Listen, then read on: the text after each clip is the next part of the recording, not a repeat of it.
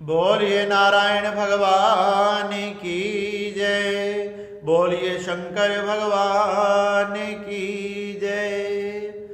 आप सभी को श्री कार्तिक मास की हार्दिक शुभकामनाएं। श्री सुजी महाराज शौनकादिक 88,000 ऋषियों को कार्तिक मास का 13वां अध्याय सुनाते हैं।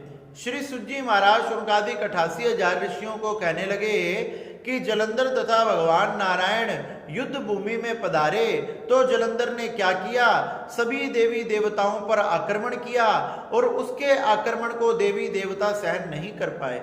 सभी देवता इधर उधर भागने लगे और तो और इंद्र भी अपने ऐरावत हाथी पर युद्ध छोड़कर भागने लगा। जब भगवान श्री नारायण ने देखा कि सभी देवी देवता इधर उधर भाग रहे हैं तथा मैं इनकी रक्षा के लिए इस युद्ध में आया हूं, तो मैंने स्वयं जलंधर से युद्ध करना चाहिए। भगवान श्री नारायण गरुड़ पर सवार होकर जलंधर के सामने पहुंच गए तथा अपने सारंग नाम के धनुष को उठाकर उस पर बाणों को चढ़ाकर तीक्ष्ण बाणों से जलंधर पर प्रहार करना प्रारंभ किया। जलंधर पर ऐसा प्रहार किया, ऐसे धनुष बाणों से अपने बाण छोड़े कि उस बाणों से जलंधर की ध्वजा रथ आदि सब टूट फूट गए, उसके अस्त्र शस्त्र आदि सब गिरने लगे तथा भगवान श्री नारायण ने ऐसे बाणों को देखकर, ऐसे बाणों की वर्षा देखकर जलंधर कांप गया। जलंधर कांप गया तो जलंधर ने क्या किया, जलंधर ने भी अपने धनुष और बाण को निकाला तथा भगवान नारायण पर आक्रमण किया। देखते ही देखते उसने, जिसमें भगवान शंकर का तेज था, उस जलंधर ने अपने धनुष बाण से भगवान के वैष्णव सारंग बाण को तोड़ दिया और वो बाण जाकर धरती पर गिर पड़ा। भगवान ने फिर एक सुंदर गदा को धारण किया, गदा धारण कर कर उस जलंधर पर प्रहार किया। गदा का प्रहार इतना शक्तिशाली था लेकिन जलंधर का बाल भी बांका नहीं हुआ, मानो किसी हाथी को कोई फूलों की माला पहना दी हो। जलंधर का उस गदा का कोई भी असर नहीं हुआ तथा जलंधर वैसे ही बलवान खड़ा रहा। जलंधर ने अपनी गदा को धारण किया और भगवान से गदा युद्ध करने लगा। देखते ही देखते दोनों ने गदा युद्ध किया और दोनों की गदाएं टूट गई और टूटकर जमीन पर गिर पड़ी। जब गदा जमीन पर गिर पड़ी तो जलंधर ने फिर से धनुष बाण को धारण कर लिया और बाणों को भगवान विष्णु की छाती पर प्रहार करने लगा। भगवान नारायण ने भी धनुष बाण को दोबारा धारण किया तथा धनुष बाण धारण कर कर फिर से जलंधर पर आक्रमण किया। जब जलंधर ने त्रिशूल नामक एक शक्तिशाली अस्त्र को छोड़ा तो भगवान नारायण ने शंकर भगवान का ध्यान किया और शंकर भगवान का ध्यान कर कर अपने बाणों से उस त्रिशूल को छील दिया। उस त्रिशूल को बीच में से छील दिया तथा वो कटकर नीचे गिर पड़ा। इस प्रकार से दोनों का भयंकर युद्ध होने लगा। जब अस्त्र शस्त्र आदि सब टूट फूट गए, इधर उधर गए, तब दोनों का मल्ल युद्ध होने लगा। दोनों अपनी बाहों से युद्ध करने लगे। भगवान नारायण जलंधर की छाती में मुष्टिका प्रहार करने लगे तथा जलंधर भगवान नारायण की छाती में मुष्टिका प्रहार करने लगे।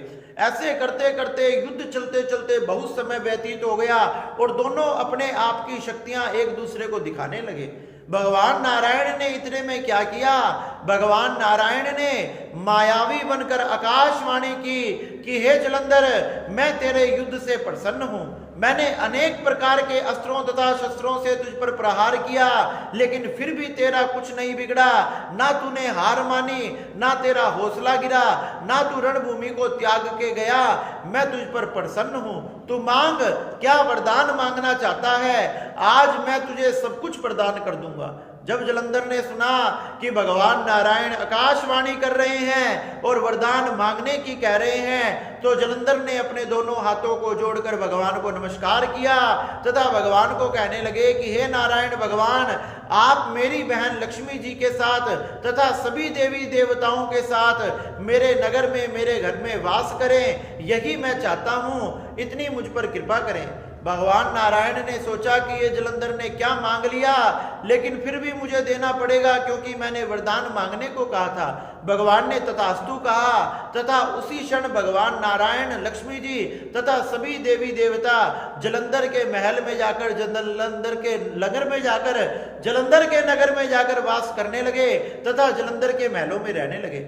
जलंधर ने देखा कि जब भगवान नारायण, लक्ष्मी जी और सभी देवी देवता मेरे महलों में निवास कर रहे हैं तो सभी रत्नों पर अपना अधिकार स्थापित कर लिया तथा इस प्रकार से सभी अपने दैत्यों को अलग अलग अधिकारों का अधिपति बना दिया, सभी पदों पर अपना अधिकार स्थापित कर लिया।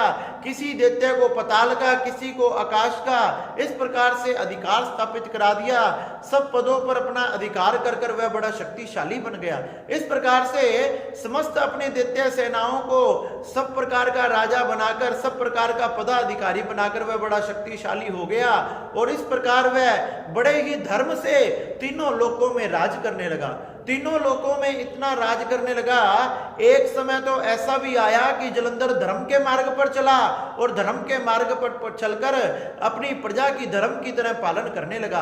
प्रजा भी उसके शासन में बड़ी सुखी रहने लगी और वह तीनों लोकों पर राज करने लगा। इस प्रकार से श्री सुजी महाराज ने शौनकादिक 88,000 ऋषियों को बताया कि किस प्रकार से जलंधर भगवान नारायण भी उससे युद्ध करते करते उस पर प्रसन्न हो गए और वरदान रूप पर लक्ष्मी जी तथा अपने सभी देवी देवताओं के साथ जलंधर के घर में जाकर वास करने लगे। इस प्रकार से जलंधर तीनों लोकों पर राज करने लगा। भगवान श्री नारायण ने जलंधर पर कृपा करी क्योंकि वह लक्ष्मी के भाई थे। इस प्रकार से श्री सुजी महाराज ने शौनकादिक 88,000 ऋषियों को ये कार्तिक मास की बड़ी ही सुंदर कथा सुनाई। बोलिए नारायण भगवान की जय, बोलिए मेरे बांके बिहारी लाल की जय।